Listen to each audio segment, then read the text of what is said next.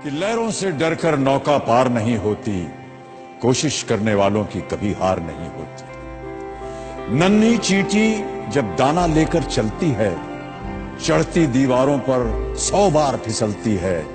मन का विश्वास रगों में साहस भरता है, चढ़कर गिरना गिरकर चढ़ना ना अखरता है।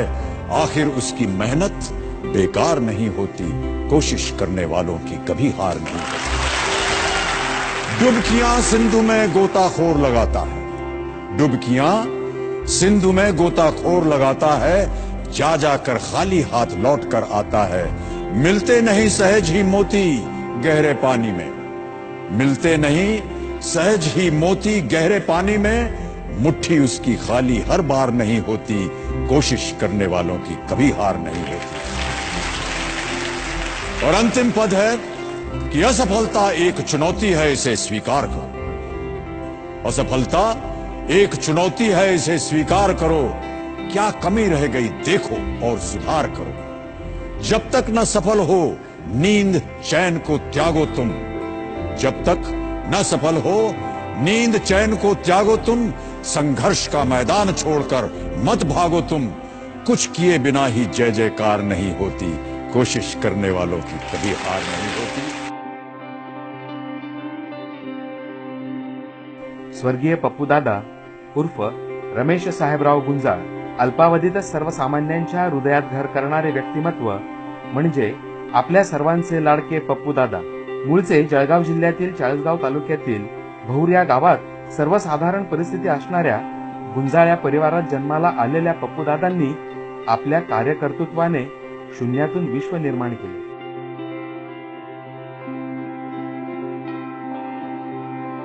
मुंबईतील उपनगरात त्यांचे प्राथमिक, माध्यमिक व उच्च माध्यमिक शिक्षण झाले। त्यानंतर वाणिज्य शाखेतील पदवी त्यांनी संपादित केली।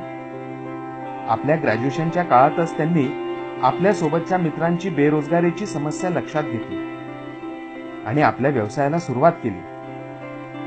सुरुवातीच्या काळात अगदी पायी फिरून सायकलवर जाऊन व्यवसायाची पायाभरणी केली।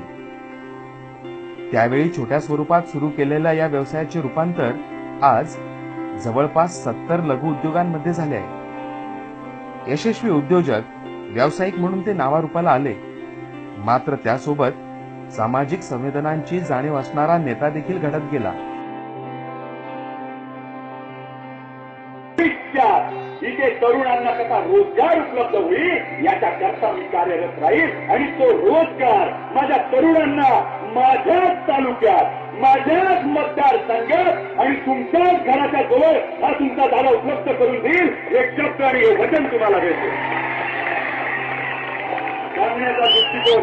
सांगण्याचा दृष्टिकोन असा की पूर्ण महाराष्ट्रामध्ये ज्या काही एमएलएच्या आहेत, ज्या एमआयडीसीने जे काही भूखंड दिलेले औद्योगिक क्षेत्राकरता जे काही भूखंड दिले त्याच्यातला हा भूखंड आणि त्याच्यातलं दुर्दैव असं की एवढा मोठा भूखंड आपल्याला दिलेला असताना सुद्धा मोठे कारखानेचं सोडा अहो छोटे कारखाने सुद्धा प्रस्थापित इथे झालेले नाही। हे सगळ्यात मोठं दुर्दैव आपल्या तालुक्याचं आहे। परंतु आपल्याला मी शब्द आणि वचन देतो की इथे त्या भूखंडावर मोठे कारखाने तर मोठे कारखाने, छोटे कारखाने सुद्धा मी आपल्याला प्रस्थापित करून दाखवे आणि ते गेल्यानंतर आमच्या तरुणांना त्यांच्या शिक्षणाच्या दर्जेप्रमाणे काम मिळाल्याशिवाय राहणार नाही। परंतु आपण मला विचाराल की दादा हे तर भविष्यातलं झालं की आपण कारखाने आणाल, त्याचप्रमाणे तरुणांना रोजगार उपलब्ध करून देणार, परंतु हे तर भविष्यातलं आहे। भूतकाळात आणि वर्तमान काळामध्ये आपण अशा क्षेत्रामध्ये काही काम केलं का? हो, आपल्याला मी सांगू इच्छितो, माझ्या कामधंद्यांच्या माध्यमातून, माझ्या उद्योगधंद्यांच्या माध्यमातून आणि जिथे माझे कामं चालतात त्या कंपन्यांच्या माध्यमातून माझ्याकडे 76 कंपन्या आहेत। 76 कंपन्यांमध्ये आतापर्यंत मी 7,309 तरुणांना त्यांच्या शिक्षणाच्या दर्जेप्रमाणे रोजगार उपलब्ध करून दिला। बोलण्याचा दृष्टिकोन जे उच्च शिक्षित असतील त्यांना सुद्धा आणि त्याचबरोबर जे कमी शिकलेले असतील, बिचारे 10वी 12वी जर नापास असतील त्यांना कुटुंब नाही का? त्यांना पोट नाही का? त्यांना रोजगार धंदा नको का? त्यांना सुद्धा त्यांच्या शिक्षणाप्रमाणे रोजगार मी उपलब्ध करून दिला आणि त्यांच्या चिकाटीतून आज मोठ्या प्रमाणामध्ये परमनंट सुद्धा आहे। अंबरनाथ शहराच्या जवळील मोरवली गावातील शिवसेनेचे शाखा प्रमुख म्हणून त्यांनी आपल्या सामाजिक कार्याला सुरुवात केली. नंतरच्या काळात कब्बशी हे चिन्ह घेऊन अपक्ष उमेदवार म्हणून ते उभे राहिले व प्रचंड मतांनी विजयी झाले. आपल्या धडाडीच्या कार्यशैलीमुळे त्यांना उपनगराध्यक्षपद बहाल करण्यात आले. पुढे ते अंबरनाथ नगरपालिकेत सलग 4 वर्ष उपनगराध्यक्ष होते. याच कालावधीत त्यांनी नगराध्यक्ष व शिक्षण समिती सभापती ही पदे देखील भूषविली. अलीकडच्या काळात जळगाव जिल्ह्यासाठी शिवसेनेचे उपजिल्हा प्रमुख म्हणून त्यांच्या हाती धुरा सोपविण्यात आली. त्यावेळी त्यांनी शिवसेना आपल्या दारी ही मोहीम राबविली व सर्वसामान्यांच्या घराघरापर्यंत पोहोचले. त्यांच्या समस्या जाणून घेतल्या. त्यावरील अपेक्षित उपाय त्यांनाच विचारून समस्या सोडविण्यासाठी प्रयत्नशील झाले.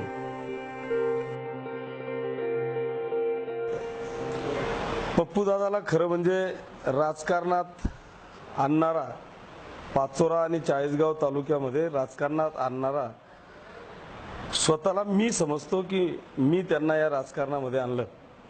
याच्या मागचं कारण असं होतं की चाळीसगाव तालुका हा प्रचंड भगवामय शिवसेनेचं ताकद असलेला हा तालुका, परंतु नेतृत्वाचा अभाव असलेला हा तालुका होता. या तालुक्याला, या शिवसैनिकांना एक चांगल्या पद्धतीचं नेतृत्व लाभावं असा एक उद्देश डोळ्यासमोर ठेवून मी पप्पूदादांना गाठलं आणि त्यांच्याकडे या चाळीसगाव तालुक्याची जबाबदारी उपजिल्हा प्रमुख म्हणून माझ्याकडे जो जबाबदारी होती ती जबाबदारी मी पप्पूदादांकडे दिली.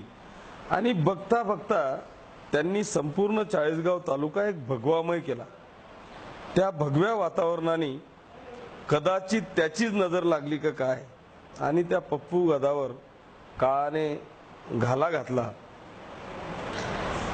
आम्ही असं स्वप्न पाहत होतो की या शिवसेनेच्या माध्यमातून चाळीसगाव नगरपालिकेवर तर भगवा फडकेलच, पण त्या नगरपालिकेच्या बरोबर चाळीसगाव विधानसभेवर सुद्धा भगवा फडकेल अशा अपेक्षेने मी आणि आमचे सर्व शिवसैनिक वावरत असताना मध्येच पप्पूदादांचं दुर्दैवी निधन झालं. खरं म्हणजे इतका आज्ञाधारक माणूस, इतका मोठा असताना सुद्धा माझ्या सारख्याच्या जवळ येऊन माझा सल्ला घेणं, विचार विनिमय करणं आणि त्या पद्धतीने कामाला लागणं हे गेल्या 1-2 वर्षापासून पप्पूदादांचं चाललं होतं आणि त्यांना यशही येत गेलं. चाळीसगावच्या विकासाविषयी बोलायचं म्हणजे त्यांनी पहिल्यांदा सुरुवात केली.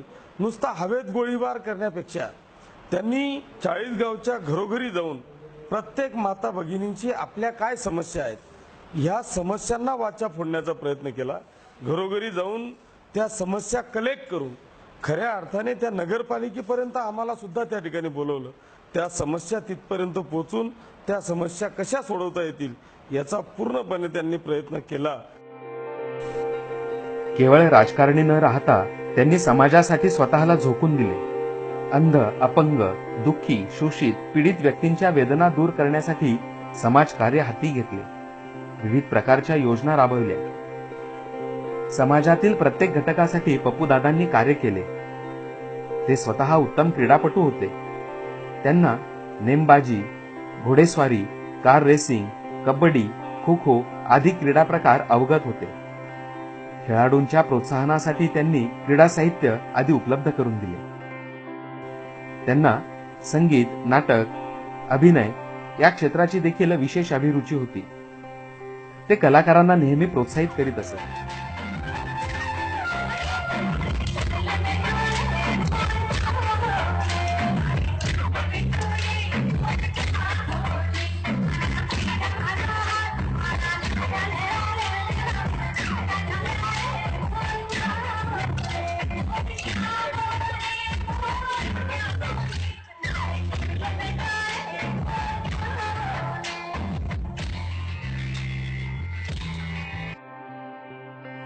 त्यांना व्यक्तींप्रमाणे प्राणीमात्रांबद्दल देखील विशेष जिव्हाळा होता. घोडा, कुत्रा आदी प्राण्यांवर ते अगदी मित्राप्रमाणेच प्रेम करीत असत.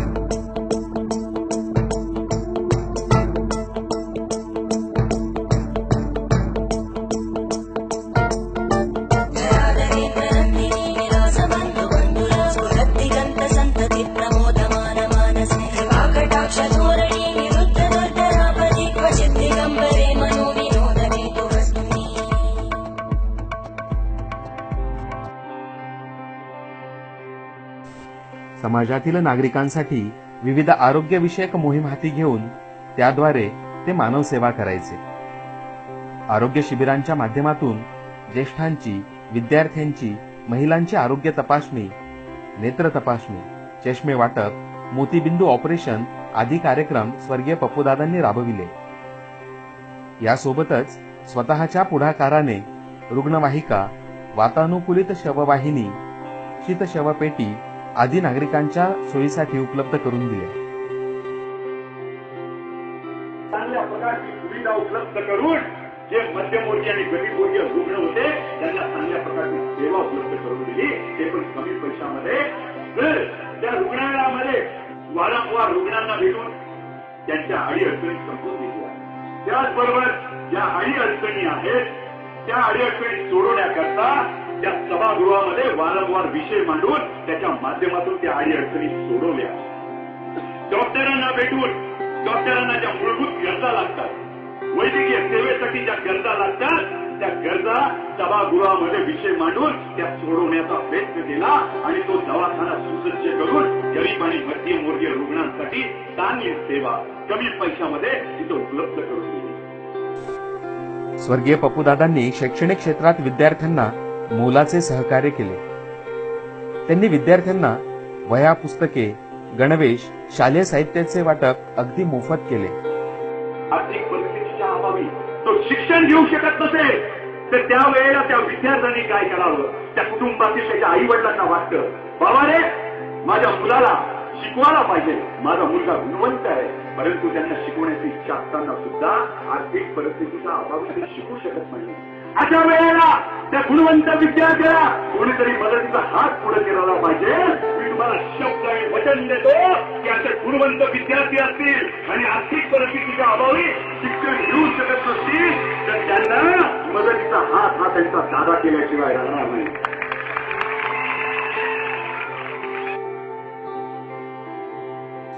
महिलांनी देखील स्वबळावर उभे राहावे यासाठी बचत गट, व्यवसाय प्रशिक्षण, लघुउद्योगांबाबत मार्गदर्शन आदी शिबिरांचे आयोजन करण्यात आले होते.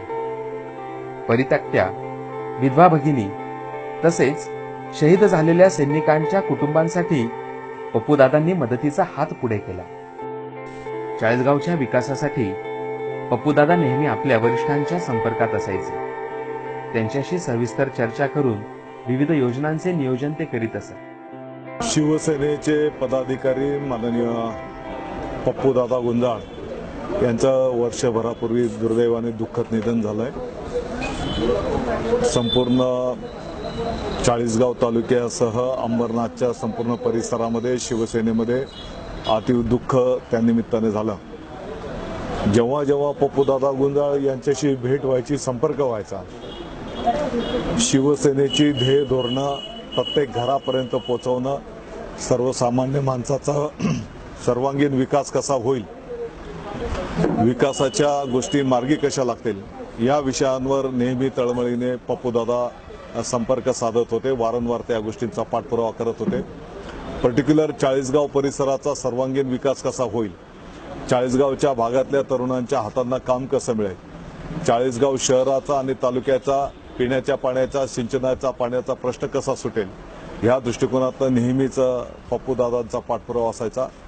आपल्याला माहिती आहे की गेल्या अनेक वर्षांपासून बंद पडलेला बेलगंगा सहकारी साखर कारखाना दादाभाऊ तो लवकरात लवकर सुरू झाला पाहिजे की जेणेकरून या परिसरातल्या शेतकऱ्या, ऊस उत्पादक शेतकऱ्यांनाही न्याय मिळेल, कामगारांनाही न्याय मिळेल. या संदर्भामध्ये कायम त्यांचा पाठपुरावा त्या ठिकाणी असायचा. स्वर्गीय पप्पूदादा हे स्वतः धार्मिक प्रवृत्तीचे असल्यामुळे सर्व धर्म समभाव राखत सर्वांच्या धार्मिक कार्यात सक्रिय सहभागी होत असत.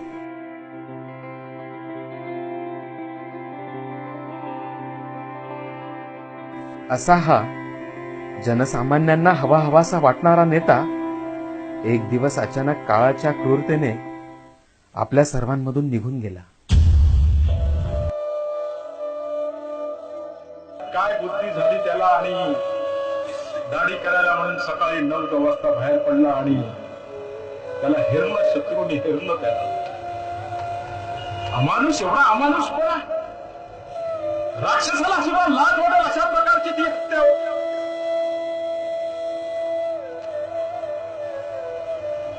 दुर्दैव आहे, आम्ही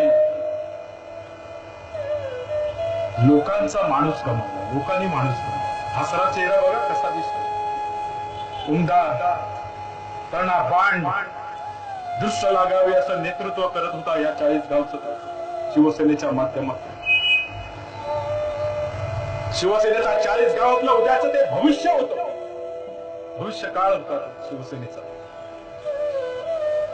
दृष्ट लागली त्याच्या कर्तृत्वाला.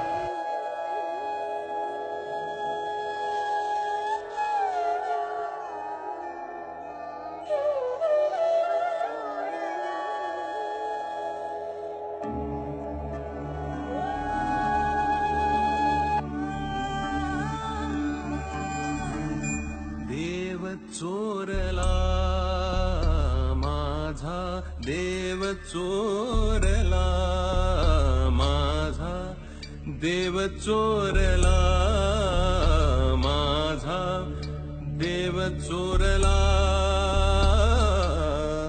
देव, चोरला माझा देव, चोरला देव, चोरला चोरला चोरला माझा देव, चोरला.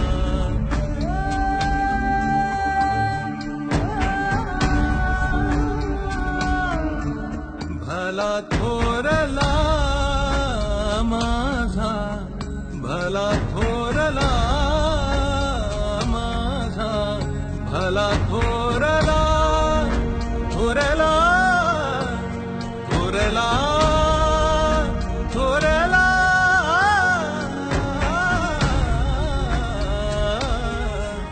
भला थोरला माझा देव, चोरला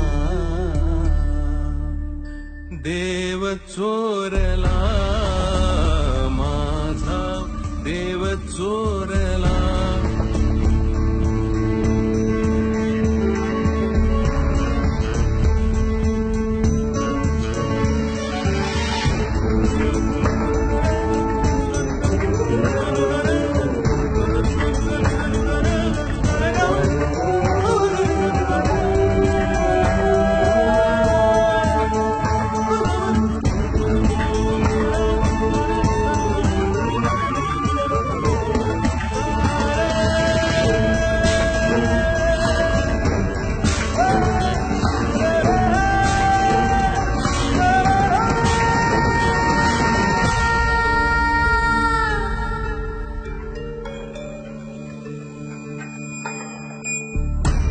झगमग पाहुनिया पाठ फिरवून गेला,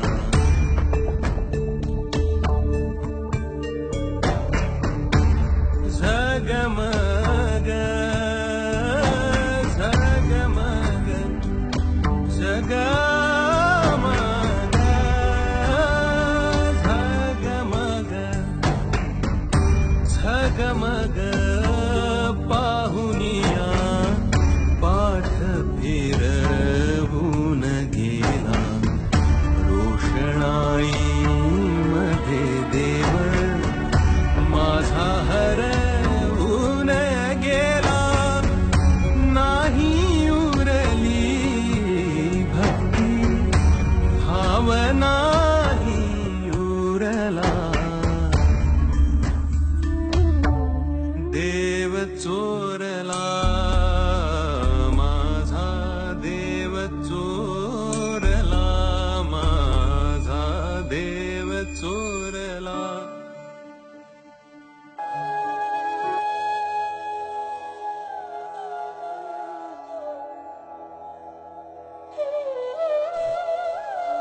अशा या अष्टपैलू व्यक्तिमत्वाच्या पप्पूदादांच्या मनात चाळीसगावकरांसाठी एका ड्रीम डेस्टिनेशन मॉडेलचे स्वप्न होते.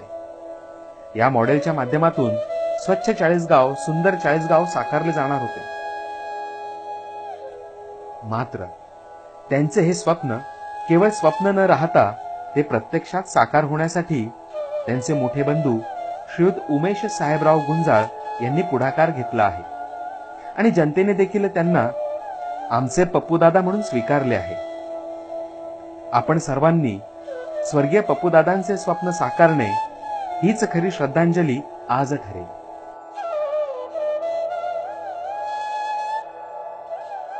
स्वर्गीय पप्पूदादांना त्यांच्या स्वप्नपूर्ती निश्चयाची श्रद्धांजली वाहताना मला आठवतायत हरिवंशराय बच्चन यांच्या अग्निपथ या कवितेच्या ओळी कि अग्निपथ अग्निपथ अग्निपथ, वृक्ष हो भले खड़े हो बड़े हो घने, एक पत्र छाह भी मांग मत मांग मत मांग मत. अग्निपथ अग्निपथ अग्निपथ, तू न थकेगा कभी, तू न मुड़ेगा कभी, तू न झुकेगा कभी, कर शपथ कर शपथ कर शपथ.